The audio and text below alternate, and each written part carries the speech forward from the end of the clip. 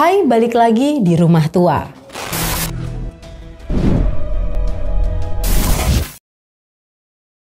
Zaman sekarang siapa sih yang gak main media sosial?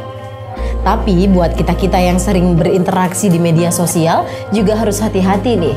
Karena media sosial ini juga ternyata berbahaya kalau berada di tangan yang salah seperti di tangan penjahat atau pembunuh.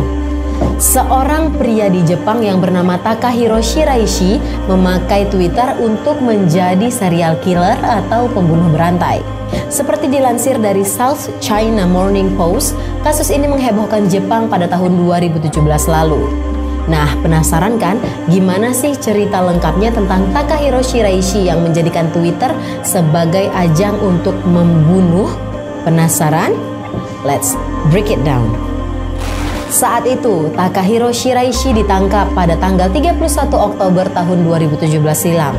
Laporan media menyebutkan kalau Shiraishi ini sudah berhasil membunuh 9 orang korbannya hanya dalam rentang 2 bulan aja, mulai dari bulan Agustus sampai bulan September tahun 2017 lalu. Shiraishi ini menghubungi korban-korbannya untuk membuat janji bertemu dengan iming-iming akan membantu para korbannya untuk melakukan bunuh diri. Mau bunuh diri juga dibantu ternyata ya, nggak bisa sendiri, nggak mandiri ternyata korban-korbannya.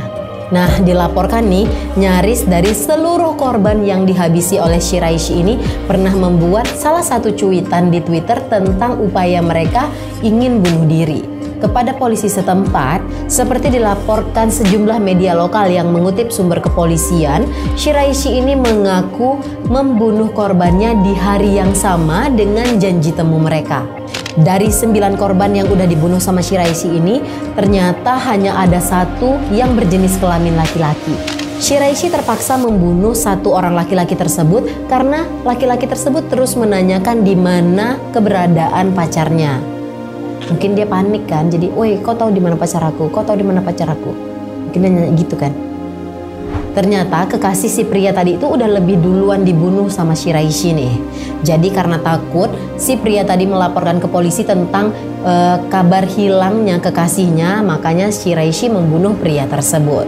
Kepada kepolisian, Shiraishi mengaku bahwa korbannya kebanyakan adalah wanita muda yang berusia di antara 20 tahunan atau masih berusia remaja. Shiraishi juga mengaku kalau dia ini memutilasi korban-korbannya di kamar mandi di apartemennya dengan menggunakan sebuah gergaji.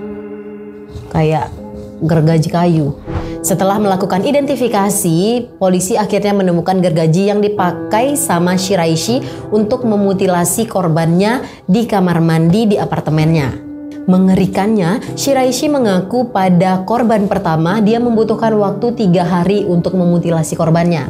Tapi semenjak korban kedua, dia bisa memutilasi korbannya tersebut hanya dalam waktu 1 hari aja nih guys. Gila kan Shiraishi?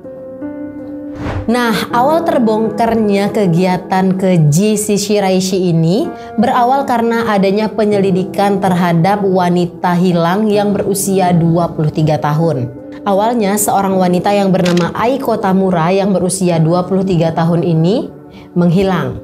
Nah, sebelum dia menghilang, dia sempat membuat cuitan di Twitter soal keinginannya untuk suicide atau bunuh diri. Setelah menghilangnya Aiko, abangnya si Aiko nih, abangnya ini mencoba untuk membuka Twitternya Aiko. Dan abangnya mulai notice nih kalau ada salah satu akun yang mencurigakan yang sudah berinteraksi dengan adiknya tadi. Aiko sempat berkirim pesan dengan orang yang tidak dikenal itu melalui Twitter dan mereka sepakat untuk membuat janji ketemuan nih, mau kopi darat gitu ceritanya. Setelah melakukan penyelidikan, polisi akhirnya menemukan keterkaitan di antara Aiko dengan si Takahiro Shiraishi. Setelah melakukan investigasi, polisi akhirnya menemukan 9 korban yang sudah dimutilasi termasuk dengan 2 potongan kepala di apartemen milik Shiraishi di kota Zama, pinggiran Tokyo. Potongan tubuh tersebut diletakkan di kotak-kotak pendingin yang tersebar di seluruh apartemen Shiraishi. Hampir sama kayak Jeffrey Dahmer berarti ya. Total ada 240 potongan tulang-tulang yang ditemukan di apartemen milik Shiraishi ini.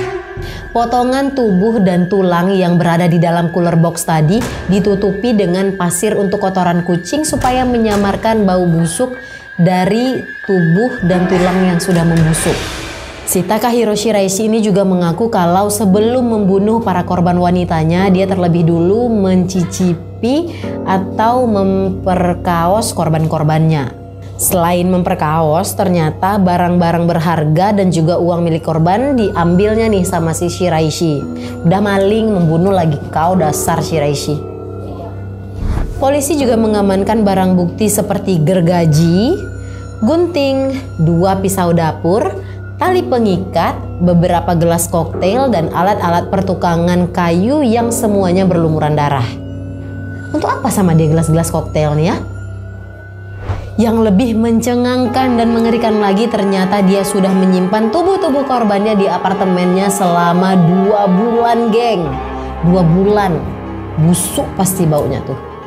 Tetangga sebelahnya mulai mencium bau-bau yang tidak sedap yang berasal dari apartemennya ini setelah Shiraishi pindah pada bulan Agustus tahun 2017 lalu. Selama ini tetangga-tetangga di flatnya tersebut gak pernah curiga kalau Shiraishi ini adalah seorang pembunuh berantai, ya karena memang sifatnya biasa aja kayak orang-orang biasa, bukan kayak sifat pembunuh berantai. Sifat pembunuh berantai gimana sih emangnya? Kayak Jeffrey Dahmer kali ya. Psikopat.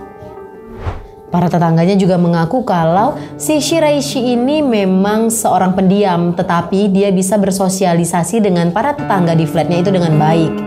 Nah, berarti selama 2 bulan Shiraishi ini sudah tidur dan tinggal bersama dengan tubuh para korbannya yang berada di apartemennya.